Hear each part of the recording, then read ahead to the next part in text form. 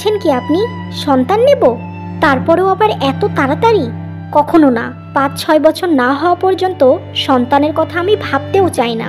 তাই আমাকে এসব বিষয়ে দ্বিতীয়বার আর জিজ্ঞেস করবেন না। আপনি সব কিছু ভুলে গেছেন নাকি? আমি তো বলেছিলাম সন্তান হবার পরপরই আমি চলে যাব। তবুও কিছুদিন থাকতাম, কিন্তু এই বাচ্চাকে দেখে তো আমার সন্তান মনেই হচ্ছে না। পুরোটাই হয়েছে আপনার ছেলের মতো। নীলার বেশ কয়েক মাস আগে রাহুলের সাথে বিয়ে হয়। নীলা দেখতে অনেক সুন্দরী, কিন্তু তার স্বামী রাহুলের গায়ের রং ছিল কালো। এই জন্য নীলা রাহুলকে একদম পছন্দ করত না। কিন্তু তারপরেও রাহুল নীলাকে অনেক ভালোবাসে। এমনই একদিন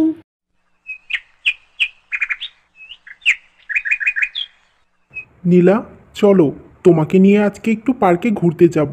কতদিন তোমাকে নিয়ে কোথাও যাওয়া হয় না। আজ আমার খুব যেতে মন চাইছে। যাও, রেডি হয়ে নাও, আমি তোমার জন্য অপেক্ষা করছি। শোনো, তুমি আমার জন্য সারা জীবন অপেক্ষা করলেও আমি কোনোদিনও তোমার সাথে কোথাও যাব না। তোমার মতো কালো স্বামীকে নিয়ে কি কোথাও ঘুরে বেড়ানো চাই? রাস্তার সব মানুষ শুধু তাকিয়ে থাকে আর ভাবে এত সুন্দরী মেয়ের কি করে এরকম স্বামী হলো।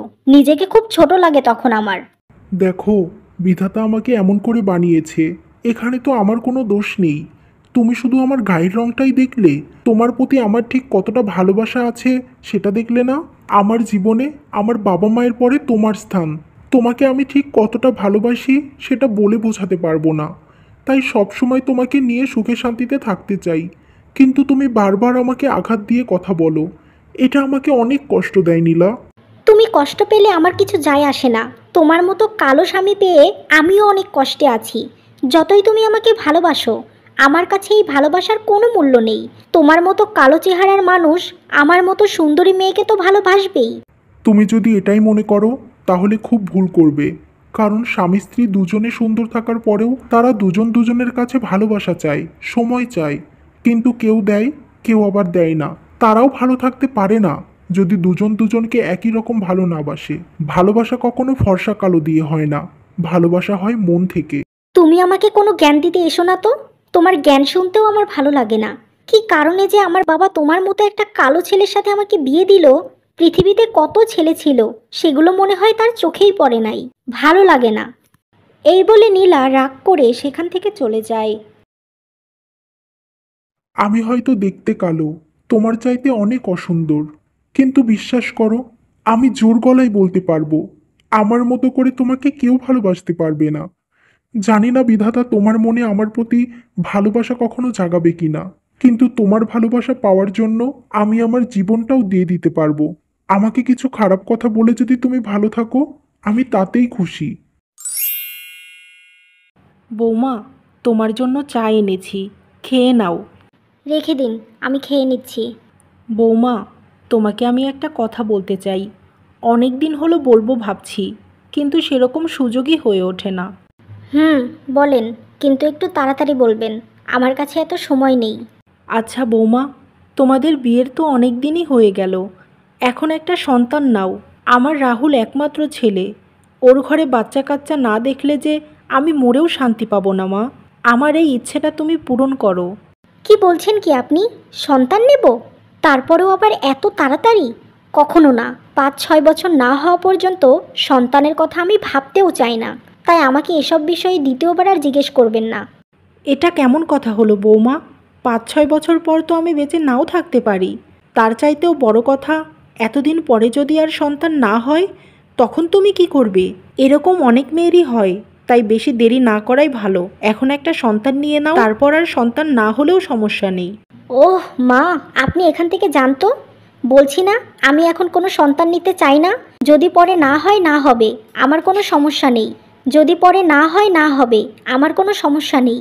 এখন আমি সন্তান নিয়ে আমার জীবনটা শেষ করতে চাই না। আর তাছাড়া আপনার কালো ছেলে তো আমাকে ভালোই রাখতে পারে না, আবার আমার সন্তানকে কিভাবে ভালো রাখতে পারবে? তাই জেনে শুনে আমার সন্তানের কোনো ক্ষতি করতে চাই না।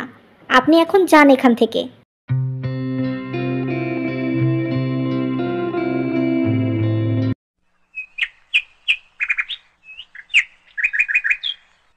কী রে নীলা, কেমন আছিস?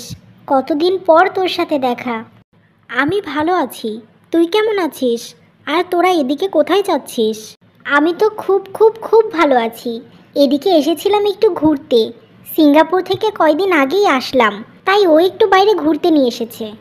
ও আচ্ছা, তোরা কি সিঙ্গাপুরেই থাকিস? ভাইয়া কি ওখানেই জব করে? হ্যাঁ রে, বিয়ের 1 মাস পরেই গিয়েছিলাম, এবারই ঘুরতে এসেছি, আবারও যাব। তা তোর কি খবর? তোর হাজবেন্ড কি করে? আমার হাজবেন্ড একটা প্রাইভেট কোম্পানিতে চাকরি করে। আচ্ছা তুই এখন যা, ভাইয়া বিরক্ত হচ্ছে, আমরা আবার পরে কথা বলবো।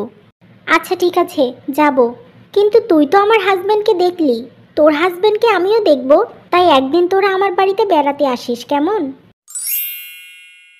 তোমার কি হয়েছে? তুমি এমন রেগে আছো কেন? তুমি তো শপিং করতে গিয়েছিলে, ওখানে কি কিছু হয়েছে? কি আর হবে, আমার জীবনটা একদম শেষ হয়ে গেছে। তোমার সাথে আমার আর কথাও বলতে মন চায় না। কলেজের সবাই আমার উপর ক্রাশ খেত, আমি সব চাইতে সুন্দর ছিলাম, কিন্তু এখন আমার কপালেই জুটেছে তোমার মতো কালো স্বামী। আবার আমাকে টাকা পয়সাও দাওনি। তোমাকে বিয়ে করে আমি কি পেলাম? অথচ আমার থেকে কম সুন্দরী হয়েও আমার বান্ধবী সুন্দর স্বামীও পেয়েছে, টাকাও পেয়েছে। আমাকে আর কত কষ্ট দিলে তুমি শান্তি পাবে বলো তো? আর কত অপমান সহ্য করতে হবে? রূপ, টাকা পয়সা এগুলো দিয়ে মানুষকে বিচার করো না। বিশ্বাস করো, আমি দেখতে কালো, হয়তো তেমন টাকাও নেই, কিন্তু আমি তোমাকে আমার জীবনের চাইতেও বেশি ভালোবাসি। এটার কি কোনো মূল্য নেই তোমার কাছে? না, আমার কাছে তোমার এই সস্তা ভালোবাসার কোনো মূল্য নেই। এই ভালোবাসা আজকাল টাকা দিয়েও কিনতে পাওয়া যায়। আরে তোমার মতো কালো স্বামীকে নিয়ে তো আমি কোথাও ঘুরতেও যেতে পারি না। নিজেকে খুব ছোট মনে হয়। সবার স্বামী কত সুন্দর, তারা তাদের বউদের কত সুখে রেখেছে, আর তুমি? আমি বুঝতে পেরেছি তুমি আমাকে নিয়ে খুব বিরক্ত। এবার তুমিই বলো, আমি এখন কি করব? কি করলে তুমি শান্তি পাবে? আমি সেটা করার জন্য প্রস্তুত। তুমি তো যা করার করেই ফেলেছো। বিয়ের সময়ই আমার বাবাকে বলতে পারোনি তুমি আমাকে বিয়ে করবে না। তোমাকে তো আমি কতবার বলেছিলাম আমি এখন বিয়ে করতে চাই না, তারপরও কেন তুমি আমাকে বিয়ে করলে? তোমাকে বিয়ে করার অনেক কারণ আছে। আমি তোমার বাবার কাছে গিয়ে বলেছিলাম আমি এখন বিয়ে করতে চাই না। তখন তোমার বাবা অনেক অনুরোধ করে যেন আমি তোমাকে বিয়ে করি। ওই অবস্থায় কি করে অন্যজনের মান সম্মান মাটিতে মিশিয়ে দিই আমি, বলো? তুমি হলে এমনটা করতে পারতে? জানি না আমার বাবা কেন তোমার সাথেই আমাকে বিয়ে দিল, কিন্তু বিশ্বাস করো, তোমাকে আমি কখনো মন থেকে স্বামী হিসেবে মেনে নিতে পারবো না। আর আমার বাবার কথা রাখার জন্যই তোমাকে আমি বিয়ে করেছি, তাই এখন আমি তাকে কোনোভাবেই কষ্ট দিতে চাই না। সংসারটা যেমন চলছে চলুক, দেখি কতদিন নিজেকে মানিয়ে নিতে পারি। তোমার যা ভালো মনে হয় তুমি তাই করো। আমি তোমার সব সিদ্ধান্তকেই সম্মান করি, কিন্তু একটা কথা মনে রেখো, জোর করে কাউকে আমার জীবনে আমি রাখতে চাই না। এই বলে রাহুল সেখান থেকে চলে যায়। এমনভাবেই কয়েক মাস অতিবাহিত হয়। আর কিছু বুঝে ওঠার আগেই নীলা প্রেগনেন্ট হয়ে যায়।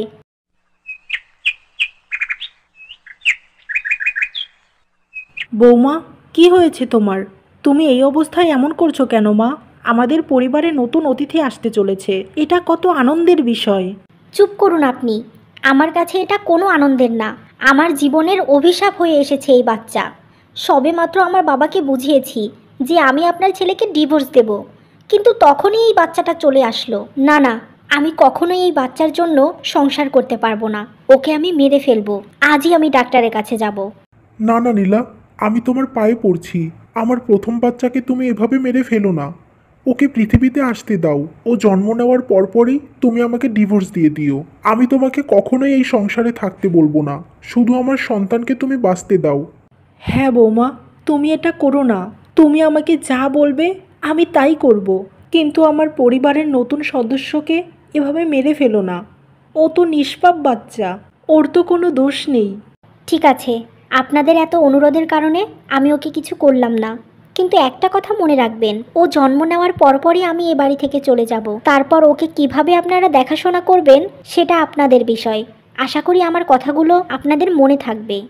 তোমার এই প্রত্যেকটা কথা আমার মনে থাকবে। তোমাকে কষ্ট করে কিছুই করতে হবে না। আমার সন্তান জন্ম নেওয়ার পরই আমি নিজে তোমাকে ডিভোর্স দেব। তুমি শান্তিতে থাকবে, কোনো ঝামেলা থাকবে না তোমার জীবনে। এভাবেই তারা কথা বলতে থাকে। এরপর থেকে রাহুল আর তার মা আগের চেয়ে নীলাকে এখন আরও বেশি যত্ন করতে লাগে। বেশ কয়েক মাসের মধ্যেই নীলা একটা ফুটফুটে পুত্র সন্তানের জন্ম দেয়।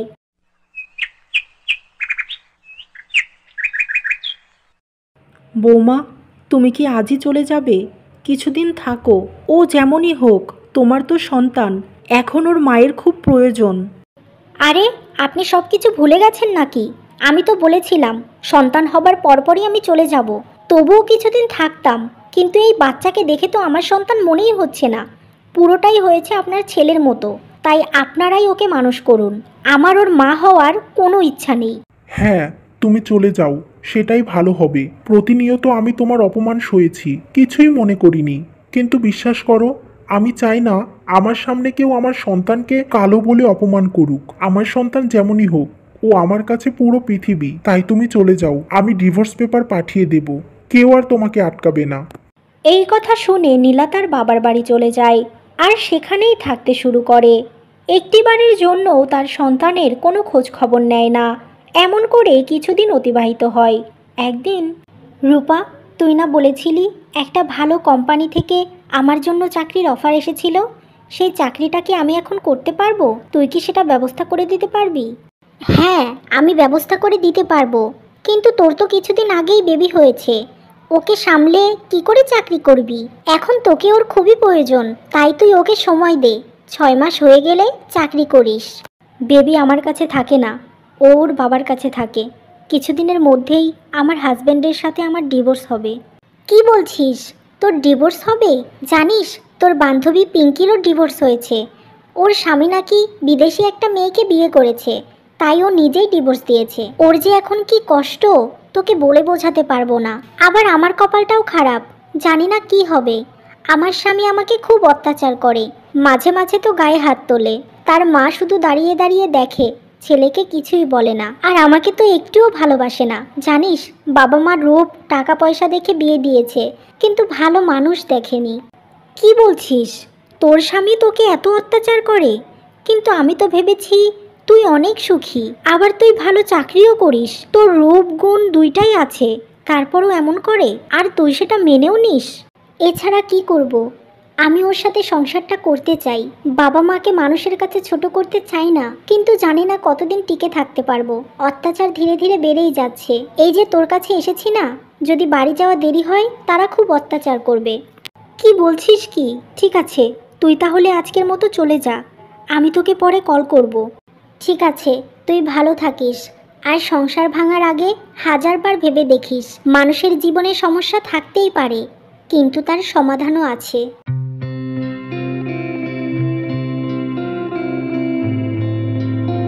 সবাইকে দেখে আমি ভেবেছি তারা না জানি কত সুখী, সুন্দর স্বামী পেয়েছে, টাকাও পেয়েছে। আমি কিছুই পাই নাই, কিন্তু আজ বুঝতে পারলাম ওদের চাইতে আমি ঠিক কতটা সুখে আছি। এই জন্যই হয়তো বাবা আমাকে রাহুলের হাতে তুলে দিয়েছে। আমি আজই আমার স্বামী সন্তানের কাছে ফিরে যাব। এই কথা বলে নীলা রাহুলের কাছে যায়।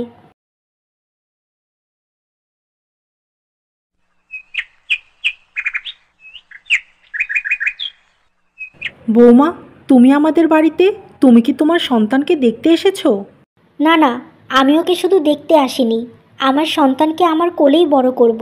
ওকে ছেড়ে আমি কোথাও যেতে চাই না। ও যেমনই হোক, ও তো আমার সন্তান। তুমি হঠাৎ এমন কথা বলছো কেন? কি হয়েছে তোমার? তুমি তো এই কালো গায়ের রং পছন্দ করো না, আজ এই কালো বাচ্চাটাকে তোমার সন্তান বলছো? আমাকে তোমরা ক্ষমা করে দাও, আমি খুব বড় ভুল করে ফেলেছি। তোমার মতো স্বামীকে তো আমার মাথায় তুলে রাখা উচিত, আর মায়ের মতো শাশুড়ি পেয়ে তো জীবনটা ধন্য হয়ে গেছে আমার। কিন্তু এগুলো আমি বুঝতে পারিনি, আজ বুঝতে পেরেছি আমি অন্যদের থেকে কতটা সুখী। একজন চরিত্রবান সৎ স্বামী পাওয়া যে কতটা সৌভাগ্যের, সেটা এখন বুঝতে পেরেছি।